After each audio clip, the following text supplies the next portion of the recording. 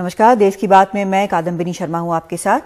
विपक्ष के उठाए सवालों का जवाब देते हुए गृह मंत्री अमित शाह ने आज लोकसभा में कहा कि जम्मू कश्मीर को सही वक्त पर पूर्ण राज्य का दर्जा दिया जाएगा। जम्मू कश्मीर पुनर्गठन संशोधन विधेयक पर चर्चा का जवाब देते हुए उन्होंने कहा कि इस विधेयक में ऐसा कहीं नहीं लिखा है कि जम्मू कश्मीर को राज्य का दर्जा नहीं मिलेगा।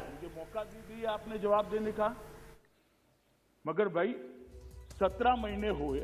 सर, मैं इस बिल की मुखालिफत इसलिए भी करता हूं क्योंकि इसी ऐवान में खड़े होकर वजीर दाखिला ने कहा था कि ये हुकूमत जल्द से जल्द रियासत जम्मू कश्मीर के स्टेटहुड को बहाल करेगी। आज आप उस अपने वादे से मुनहरिफ हो रहे हैं, क्योंकि जब आप जम्मू कश्मीर केडर को एमगुट में मिला रहे हैं तो इससे आपकी नीयत का साफ इजहार होता है कि आपने जो उस ऐवान को उस वक्त वादा किया था कि जम्मू कश्मीर की दोबारा रियासत को बहाल किया जाएगा, वो सच्चाई पर मबनी नहीं था, वो सिर्फ महज अल्फाज थे या जुमले थे। मैं सरकार से जानना चाहता हूं कि आखिर आप कश्मीर की रियासत के स्टेटहुड को बहाल करेंगे, नहीं करेंगे? माननीय अध्यक्ष जी, सदस्य टी सुमति और काफी सारे सदस्यों ने कहा कि बिल लाने का मतलब ही है कि अब जम्मू कश्मीर को स्टेटहुड नहीं मिलेगा। भाई, बिल को पायलट तो मैं कर रहा हूं, लेकर मैं आया हूं, मंशा मैंने स्पष्ट कही है, कहीं पर भी नहीं लिखा है कि स्टेटहुड इससे नहीं मिलेगा। आप कहां से ड्रॉ करते हो? आपकी मन की आशंकाओं को जम्मू कश्मीर की जनता पर क्यों थोप रहे हो? लोकसभा में कांग्रेस के नेता अधीर रंजन चौधरी ने कहा कि अनुच्छेद 370 के खत्म होने के बाद जो सपने दिखाए गए थे वो पूरे नहीं हुए। इसके जवाब में गृह मंत्री अमित शाह ने कहा कि जिन्हें पीढ़ियों तक देश में शासन करने का मौका मिला, क्या वो हमसे 17 महीने का हिसाब मांगने के लायक हैं? हम लोग जम्मू कश्मीर के लिए बड़ी चिंतित है। चिंतित इसलिए है कि जम्मू कश्मीर में अभी तक सामान्य हालात पैदा नहीं हुआ। जम्मू कश्मीर में मिलिटेंसी चलता है। जम्मू कश्मीर में लोगों के अंदर डर, भयभीत, सारे कुछ जो भय की महल वो अभी तक मंडरा रहे हैं। आपने सपना दिखाया था, फिर भी आप सारे जम्मू कश्मीर को एक कैद खाना में बदल देने का कोशिश किया था उस समय। आप याद करके देखिए। यहां कहा गया कि धारा 370 हटाने के वक्त जो वादे किए गए थे उसकी दिशा में क्या किया। मैं तो जरूर इसका जवाब दूंगा, मुझे मौका दीजिए आपने जवाब देने का। मगर भाई 17 महीने हुए, धारा 370 हटे हुए, आप हमसे हिसाब मांग रहे हो। 70 साल आपने क्या करा, इसका हिसाब लेकर आए हो क्या किया 70 साल? और अगर 70 साल ढंग से चलाते तो हमसे हिसाब मांगने का समय ही ना आता। 50,000 परिवार को स्वास्थ्य बीमा के तहत कवर कर दिया गया है। रोजगार के अंदर लगभग 10,000 युवाओं को कवर किया, 6,000 नए काम शुरू करे और 4,440 क्रिकेट और फुटबॉल की किटों को गांवों में पहुंचकर बच्चों के हाथ में बंदूक की जगह क्रिकेट का बैट हो, इसकी व्यवस्था हमने करी। दादा 70 साल में जो नहीं हुआ वो अब हो रहा है, वो आपको मालूम होना चाहिए। उधर राजस्थान के अजमेर में किसान रैली को संबोधित करते हुए राहुल गांधी ने मोदी सरकार पर जमकर हमला बोला। उन्होंने कहा कि कृषि कानून मंडी सिस्टम को खत्म करने के लिए लाए गए हैं। इसके चलते उद्योगपति कितना भी अनाज और फल सब्जी खरीद सकते हैं। साथ ही उन्होंने कहा कि कृषि सबसे बड़ा व्यापार है और प्रधानमंत्री इसे अपने 2 मित्रों को देना चाहते हैं।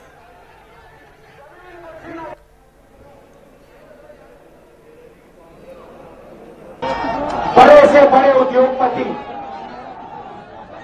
जितना भी अनाज, जितना भी फल, जितनी भी सब्जी खरीदना चाहते हैं खरीद सकते हैं। भाई और बहनों, अगर देश के कोने कोने में कोई भी अनाज खरीद सकता है, जितना भी खरीदना चाहता है खरीद सकता है, तो मंडी का क्या मतलब रहा? पहले कानून का लक्ष्य मंडी को खत्म करने का, मंडी की हत्या करने का है। हिंदुस्तान का सबसे बड़ा बिजनेस, सबसे बड़ा व्यापार कृषि है। और ये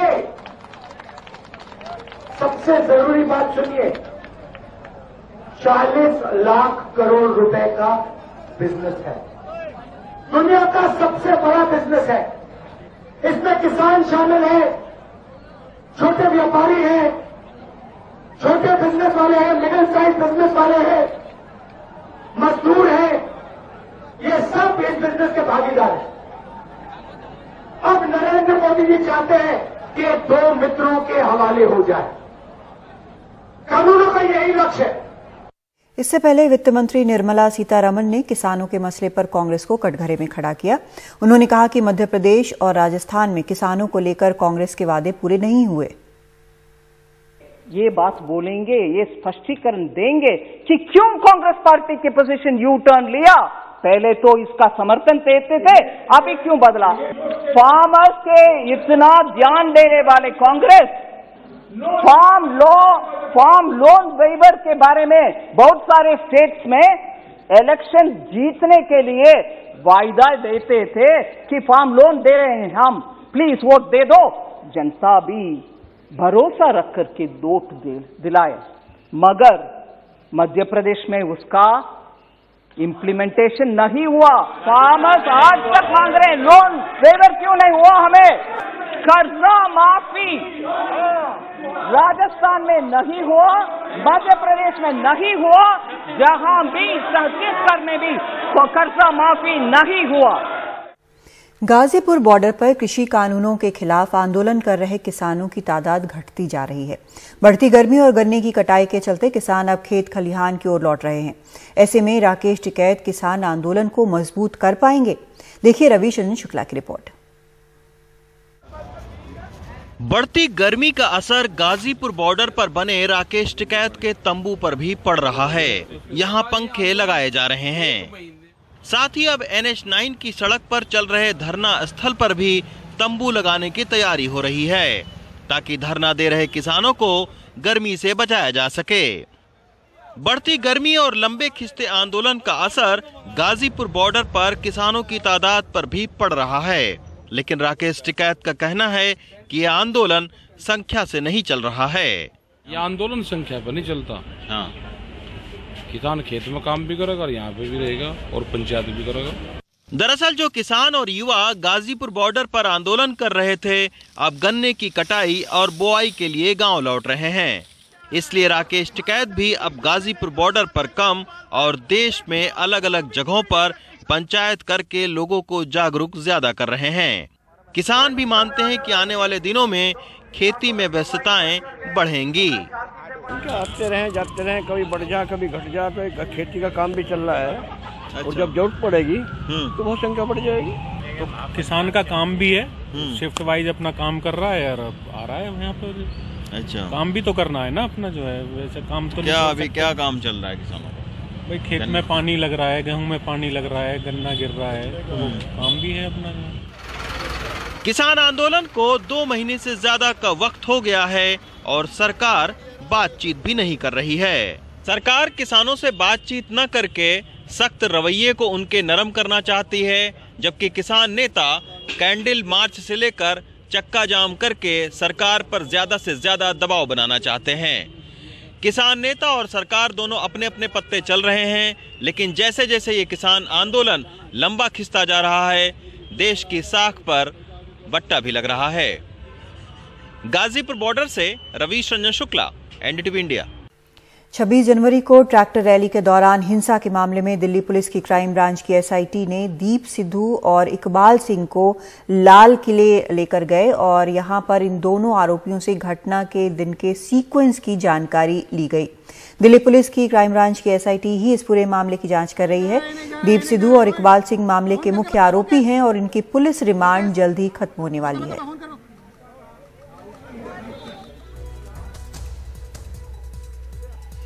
और सीधा चलते हैं हमारे सहयोगी मुकेश सिंह सेंगर के पास। मुकेश, ये सीक्वेंस की क्या चीजें कैसे हुई, ये पता करने के लिए लाल किले ले जाया गया था, क्या कुछ पता चल पाया है? SIT को क्या बताया जा रहा है, आपके सूत्र क्या बता रहे हैं? देखिए, आज दोपहर जो क्राइम ब्रांच की टीम है वो इकबाल सिंह और दीप सिद्धू को लेकर लाल किले पर गई थी। वहां पर जाकर जो पूरी क्राइम टीम है उसने दोनों से काफी लंबी पूछताछ की और जो पूरा क्राइम सीन है वो रिक्रिएट करने की कोशिश की गई। वहां पर ये पूछा गया कि वो कौन से रास्ते से आए थे और फिर कैसे कैसे लाल किले के अंदर दाखिल हुए और फिर कैसे पूरा झंडा फहराया गया। तो इसको लेकर लगातार दोनों से पूछताछ हुई और पूरे क्राइम सीन को रिक्रिएट किया गया।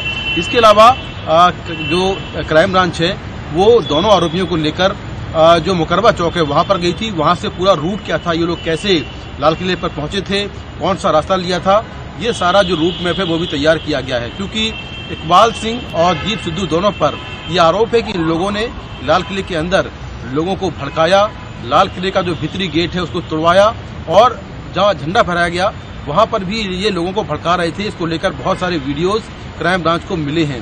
तो आज क्राइम ब्रांच ने इनकी रिमांड खत्म होने के पहले इनको लाल किले पर ले जाया गया और वहां पर पूरा क्राइम सीन रिक्रिएट किया गया। जो दीप सिद्धू है उसको हरियाणा के करनाल से गिरफ्तार किया गया था, जबकि जो इकबाल सिंह है उसको पंजाब के होशियारपुर से गिरफ्तार किया गया था। और दोनों पर ये आरोप है कि दोनों ने 26 जनवरी को हिंसा को भड़काया और लाल किले के अंदर दाखिल होकर लोगों के साथ वहां पर झंडा फहराया और साथ में वहां पर पुलिस वालों के साथ मारपीट की, तोड़फोड़ की। और इन सब का वीडियो जो है वो क्राइम ब्रांच को मिला है। इकबाल सिंह जो है फेसबुक लाइव कर रहे थे तो उनसे बहुत सारे वीडियोज मिले हैं। तो कुल मिलाकर आज क्राइम ब्रांच की टीम ने पूरे इस घटना की कड़ियां जोड़ने के लिए दोनों को क्राइम ब्रांच की टीम अपने साथ में ले गई थी, जहां पूरे क्राइम सीन को रिक्रिएट किया गया। जी बहुत शुक्रिया आपका मुकेश इस पूरी जानकारी के लिए। तो काफ़ी कुछ सामने आ रहा है कि किस तरह से क्या कुछ हुआ था और जानकारी जो है वो अब पुलिस जो है वो इन दोनों मुख्य आरोपियों से ले रही है कि उस दिन आखिर लाल किले पर हुआ क्या था। और अब बात करते हैं दिल्ली के मंगोलपुरी में हुई एक हत्या की। इस इलाके में हुए रिंकू शर्मा हत्याकांड की जांच अब क्राइम ब्रांच को सौंप दी गई है। पुलिस का दावा है कि अगले 30 दिनों के अंदर वो इस मामले की चार्जशीट दाखिल कर देगी, लेकिन इस हत्या को लेकर राजनीति भी खूब हो रही है। मंगोलपुरी में 24 साल के रिंकू शर्मा की हत्या में शामिल 5 आरोपियों में से एक के घर कुछ लोगों ने हमला कर तोड़फोड़ कर दी। हालांकि घर में कोई मौजूद नहीं था। हत्या का ये मामला राजनीतिक रंग पकड़ चुका है। देखिए, दिल्ली में पिछले कुछ समय से इस तरह की घटनाएं सुनियोजित हो रही हैं। हमारे जो लोकल दिल्ली की सरकार है वो इसमें भेदभाव जो कर रही है वो मन को पीड़ा देने वाला है और दिल्ली इससे बहुत परेशान है। वहीं आम आदमी पार्टी ने कहा कि बीजेपी के राज में किसी संप्रदाय के लोग सुरक्षित नहीं हैं। आपने गृह मंत्री के इस्तीफे की मांग की। जब भाजपा सरकार में आई, एक समुदाय था जिसके मन में भाजपा को लेकर शंका थी। मुझे लगता है कि भाजपा के राज में हिंदू भी सुरक्षित नहीं है। क्राइम ब्रांच ने शनिवार को फॉरेंसिक एक्सपर्ट के साथ मौकाए वारदात का दौरा किया और सबूत जुटाए। वहीं पुलिस कमिश्नर ने कहा कि इस केस की जांच 30 दिनों में पूरी कर कोर्ट में चार्जशीट पेश कर दी जाएगी। पुलिस ने इस मामले में 5 आरोपियों को गिरफ्तार कर लिया है। रिंकू शर्मा हत्याकांड के 2 पहलू हैं। शुरुआती जांच के बाद पुलिस कह रही है कि कारोबारी रंजिश को लेकर रिंकू शर्मा की हत्या हुई। वहीं परिवार का दावा है कि हत्या की वजह धार्मिक है। कुल मिलाकर अब इस मामले की जांच क्राइम ब्रांच कर रही है और क्राइम ब्रांच की जांच में साफ होगा कि हत्या की वास्तविक वजह क्या है। पुलिस तमाम पहलुओं से इस पूरे मामले को देख रही है। नई दिल्ली से मुकेश सिंह, एनडीटीवी इंडिया। हरियाणा के रोहतक में कॉलेज के पास बने अखाड़े में गोलियां चलीं, जिसमें 2 महिला पहलवानों समेत 5 की मौत हो गई है, जबकि 2 लोग गंभीर रूप से घायल भी हैं। दरअसल 2 कोचों के बीच कुश्ती में चयन को लेकर विवाद चल रहा था। पुलिस के मुताबिक देर रात हमलावर हथियारों सहित पहुंचे और अखाड़े में ताबड़तोड़ फायरिंग शुरू कर दी, जिसमें 5 की मौत हो गई। मरने वालों में कोच, उनकी पहलवान पत्नी भी शामिल हैं, जबकि गोली लगने से कोच का बच्चा और एक अन्य पहलवान गंभीर रूप से घायल हो गए। दोनों घायलों की हालत नाजुक बनी हुई है। फिलहाल पुलिस जांच में जुटी हुई है। बिहार में जमुई के सिविल सर्जन समेत 5 लोगों को कोरोना जांच से संबंधित धांधली के प्रारंभिक जांच के बाद निलंबित कर दिया गया है। ये घोषणा राज्य के स्वास्थ्य मंत्री मंगल पांडे ने पटना में की, लेकिन कई जिलों में ये जांच अभी जारी है। कल ही इस मामले में केंद्रीय स्वास्थ्य मंत्री ने बिहार सरकार से रिपोर्ट भी मांगी, जिसके बाद बिहार सरकार ने कोरोना जांच फर्जीवाड़ा से संबंधित रिपोर्ट केंद्र सरकार को भेज दी है। ये बात खुद बिहार के मुख्यमंत्री नीतीश कुमार ने कल कही। मुख्यमंत्री ने कहा कि जिस किसी ने थोड़ी सी गड़बड़ी की होगी उसको छोड़ा नहीं जाएगा।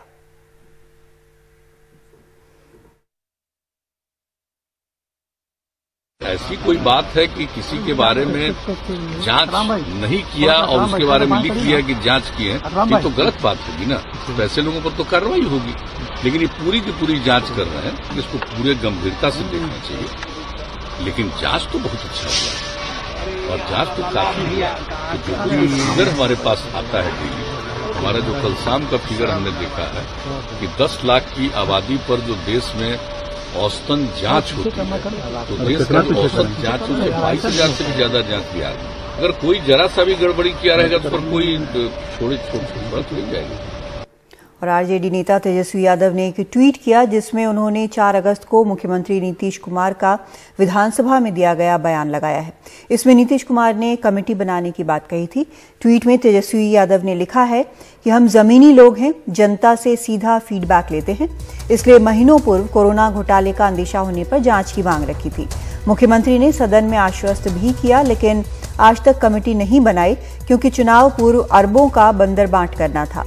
मुख्यमंत्री सदन में भी झूठ बोलने से नहीं कतराते, सदन को गुमराह किया।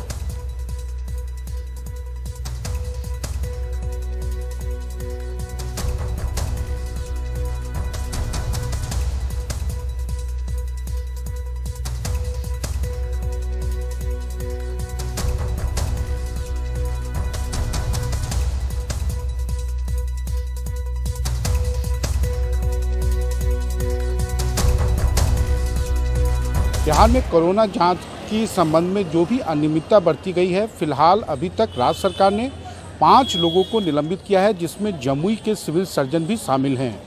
हालांकि मुख्यमंत्री नीतीश कुमार शुक्रवार शाम जब वो दिल्ली से वापस आए तो उनका कहना था कि प्रारंभिक जांच में जो 22 जिलों की जांच हुई है, तो मात्र 2 जमुई और शेखपुरा छोड़कर अन्य जिलों में चीज़ें सामान्य पाई गई हैं। लेकिन स्वास्थ्य विभाग के अधिकारी जो इस जांच में लगे हुए हैं, उनका कहना है कि अभी तक उनके लिए संतोष की बात यह है कि नंबर भले ही फर्जी हों, लेकिन जो लोग हैं, जब लोगों से कांटेक्ट हुआ तो वो लोग सही निकले हैं। लेकिन देखना यह है, क्योंकि ये जो जांच भी चल रही है, ये जांच जो है स्वास्थ्य विभाग के अधिकारी या उनके द्वारा जो अपॉइंट किए गए लोग हैं, जो विशेष टीम बनाई गई है, वही लोग जाँच कर रहे हैं।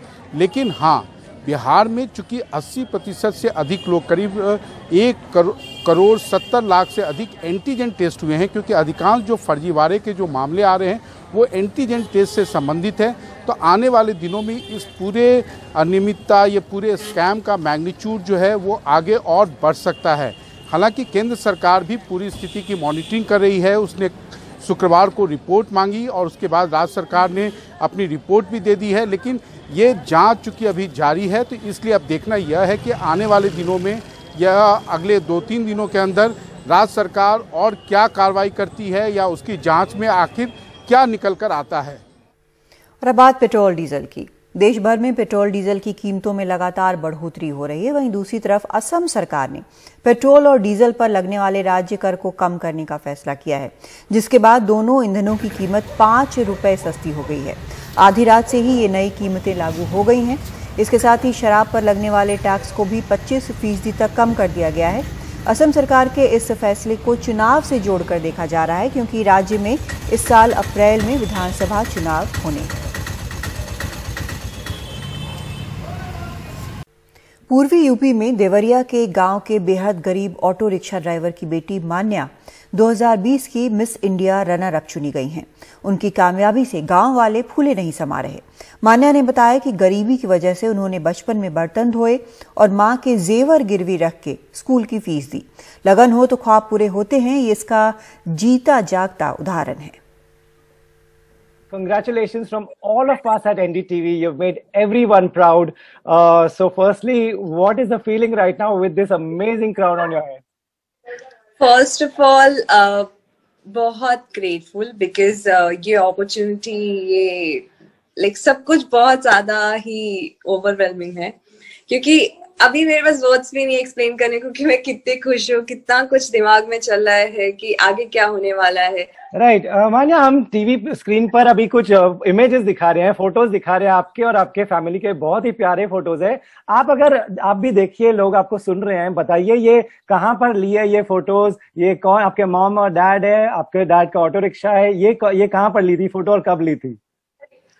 ये मेरे घर से निकलते ही एक रास्ता है वहां पे, तो मेरा सेशन चल रहा था, तो एक दिन मैंने बोला मम्मी पापा मुझे ना एक फोटो चाहिए कि हमारी कभी साथ में फोटो नहीं है।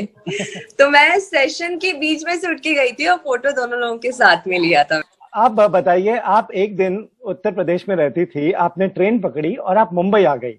ट्रेन की जर्नी 2-3 दिन की थी, आपके पास कुछ खाने के लिए भी पैसे नहीं थे। क्या आपके माइंड में था उस वक्त? मेरे माइंड में एक चीज था कि अब कदम तो उठा लिया है, अब निकल चलते हैं, क्योंकि पीछे मुड़ के देखेंगे तो शायद वहीं रह जाएंगे। और जब कुएं से मेंढक बाहर आता है तो थोड़ा तो अनकंफर्टेबल होगा ही। फिर आप मुंबई आए और आपने पिज्जा हट में भी काम किया। कब की बात है ये? लाइक मुझे एग्जैक्टली डेट्स वगैरह तो याद नहीं। जब मुंबई आई थी तब मैंने ज्वाइन किया था। उस टाइम पे मेरे पास कोई भी आईडी प्रूफ नहीं था, लेकिन नो आधार कार्ड, नो पैन कार्ड, मतलब मुझे ये प्रूफ करने का कोई भी ऐसा जरिया नहीं था जहाँ पे वो बोल सको कि हाँ मेरा नाम मान्या सिंह है, सिवाय मेरे सर्टिफिकेट्स के। तो क्या किया आपने पिज्जा हट में? क्या जॉब थी आपकी? जब मैं पहले दिन पिज्जा हट में गई थी तो मुझे वो बड़ा ब्लू कार्टन वाला नींबू भर के दिया था उन लोगों ने, और बोला था काटो और स्क्वीज करो। और मैंने कभी भी अपनी लाइफ में इतना ज्यादा कभी नींबू नहीं देखा था एक साथ, बट वो पूरे हाथ में छाले पड़ गए थे ऑनेस्टली। और फिर वहां से मैंने बोला कि जर्नी इतनी स्टार्ट नहीं होने वाली, तो मैंने पिज्जा हट ज्वाइन किया, मैंने कॉल सेंटर ज्वाइन किया। कॉल सेंटर में भी आपने काम किया। ये फोकस था कि ग्रूम करना है अपने आप को? यस, हमेशा से एक चीज, कॉल सेंटर में एक ट्रेनिंग मिलती है वॉइस एक्सेंट के लिए कि आप कैसे बात करते हैं। मैं आपको और पीछे ले जाऊंगा। आपके स्कूल के दौरान आपने पढ़ाई तो खत्म की, लेकिन आप कह रही थी कहाँ पर, मैंने सुना कि आपको पढ़ाई के लिए आपके पेरेंट्स के पास स्कूल फीस के लिए पैसे नहीं थे। तो कैसे खत्म हुई, कैसे थे वो दिन? 3rd स्टैंडर्ड में, 2nd स्टैंडर्ड में मुझे हमेशा क्लास के बाहर खड़ा कर देते कि आपके पेरेंट्स ने फीस नहीं दिया है, एग्जाम के बीच में से उठा देते। तो मम्मी हमेशा से ही जो भी उनके पास थोड़ी बहुत होती तो गिरवी रखती थी, वो पैसे ला के फीस भरती थी, मतलब एग्जाम्स देने के लिए।